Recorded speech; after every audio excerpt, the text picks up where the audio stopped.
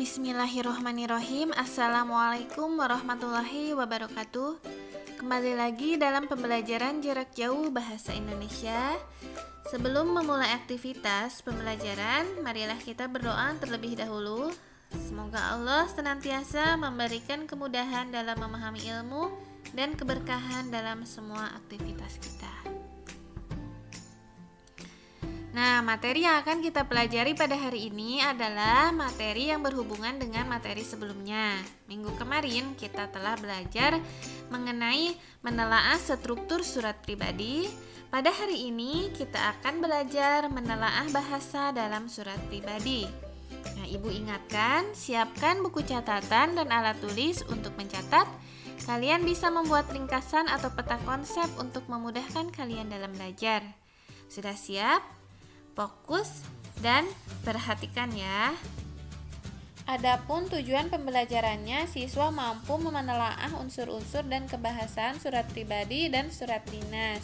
Sekarang, ciri penggunaan bahasa pada surat pribadi. Yang pertama, pilihan kata sapaan bersifat pribadi. Contohnya, Linda sahabat terbaikku, atau Lin sudah dulu ya. Nah, seperti itu yang pertama. Yang kedua adalah bahasa surat pribadi tidak formal tetapi santun. Nah, bahasa yang digunakan tidak resmi, yakni menggunakan bahasa sehari-hari.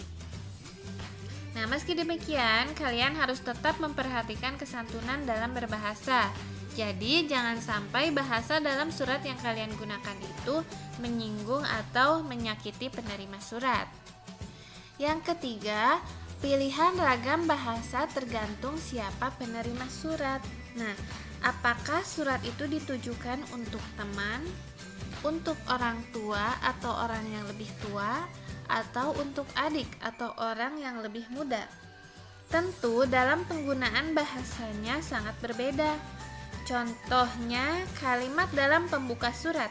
Misalnya, "Hai guys, gimana kabarmu?" Nah, kira-kira kalimat tersebut harusnya digunakan untuk siapa? Apakah untuk adik, untuk teman sebaya, ataukah untuk orang tua? Jawabannya adalah untuk teman, karena di sana tertulis kata "Hai guys". Nah, itu merupakan kata-kata gaul yang digunakan oleh anak-anak zaman sekarang dan tidak cocok jika digunakan atau ditujukan untuk orang tua.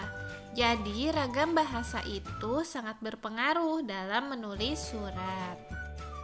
Yang keempat, menggunakan sapaan atau seperti orang bercakap. Nah, kata yang digunakan untuk menegur atau menyapa orang yang diajak bicara. Contohnya, "Aku harap ayah dan ibu baik-baik saja."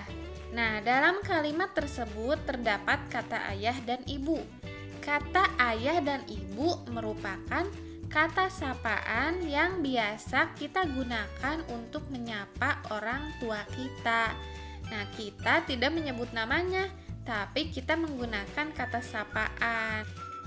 Yang kelima, menggunakan kata ganti orang pertama untuk pengirim dan kata ganti orang kedua untuk penerima.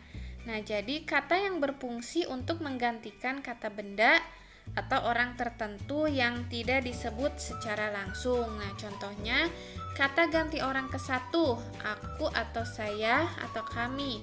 Kata ganti orang kedua, kamu, engkau atau kalian.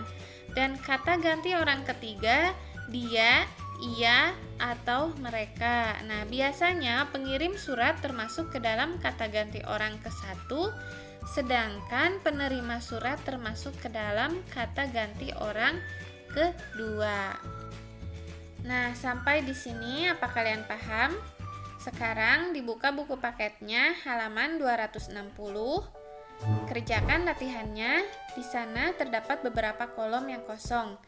Kalian harus mengisi dengan kalimat yang tepat untuk si penerima surat. Nah, kerjakan latihannya dari halaman 260 sampai halaman 262. Terima kasih atas perhatiannya, semoga bermanfaat.